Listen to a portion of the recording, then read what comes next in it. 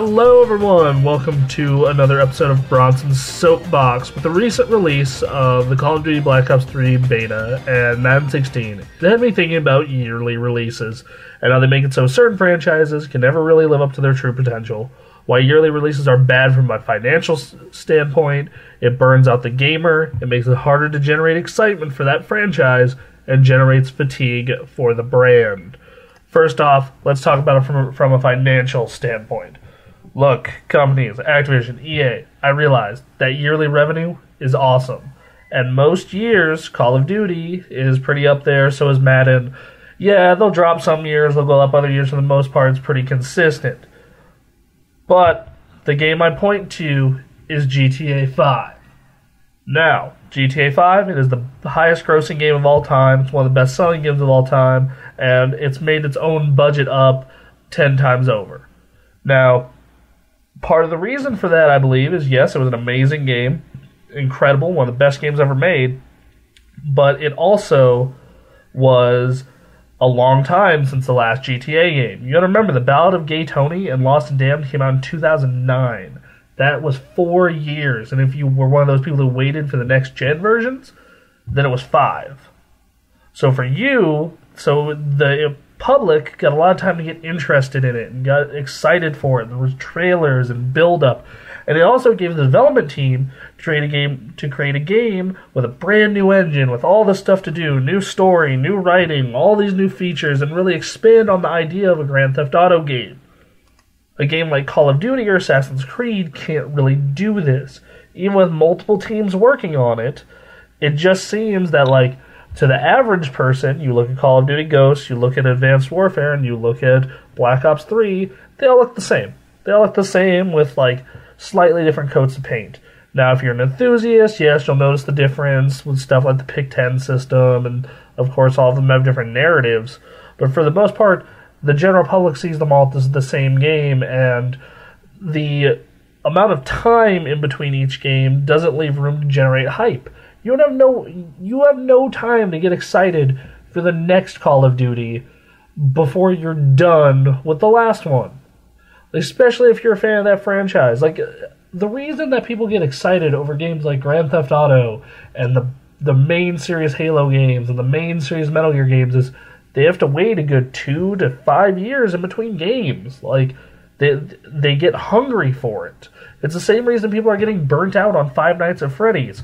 We've gotten 4 of them in a goddamn year. You know, like, that's just too much saturation. No room to like have that excitement and that experience wane a little bit in their minds. And then when you finally announce a new one, let them get excited. Rockstar is another example. They hit this off perfectly. Atlas is doing well with Persona 5. It's been 7 years since the last Persona game came out. So, and Atlas is just building hype, building anticipation, and working on creating an amazing experience that'll blow people away. That'll probably generate more money than they would have if they would have just put another Persona 5 out, or if they would have just used the same engine but up-resed it for PS3 and put it out there. So, the next thing is burning out gamers. Look, I like Call of Duty. I'm not the biggest fan of the series, but I enjoy those games. I think they're well-made games.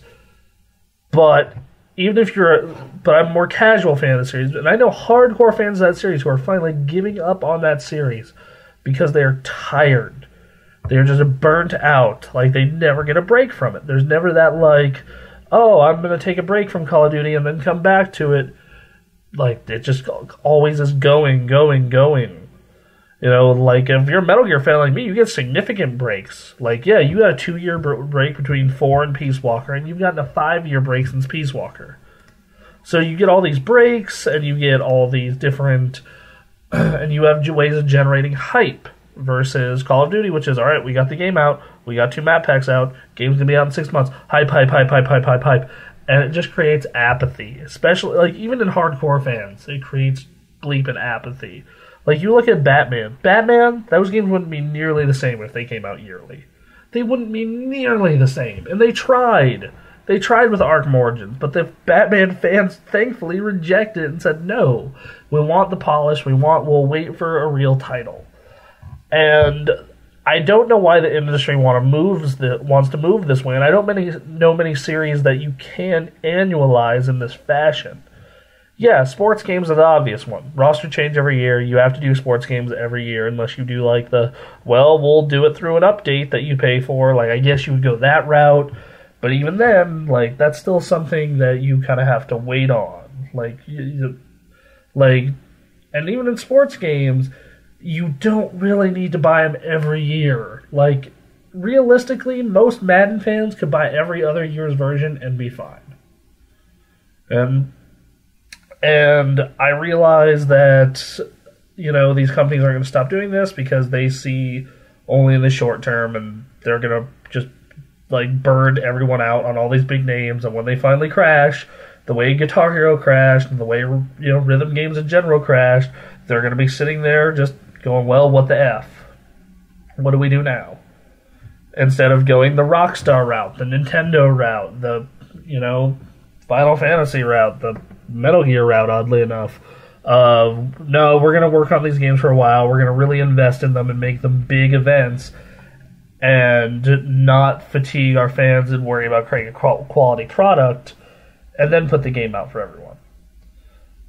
Anyway, that has been Bronson's Soapbox for the week. What's your thoughts on annual releases? Like I said, I think they're unnecessary outside of sports games.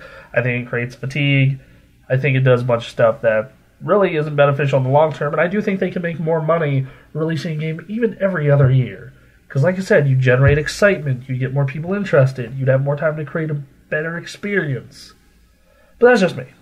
Anyway, I'll be back next week with another Bronson Soapbox. Please follow us on Facebook, thegameraccess.com, Twitter, @thegameraccess, and twitch.tv/thegameraccess. We have a donation page. Please donate. It pays for equipment, microphones, cameras, capture cards, things of that nature, copies of games when we can't get review copies and you guys want to see content. It really helps us a lot, and we'll be very thankful, and we'll, of course, thank you on the Twitch. So, yes, follow us all those places. Please donate, and I'll be back next week with another Bronson Soapbox.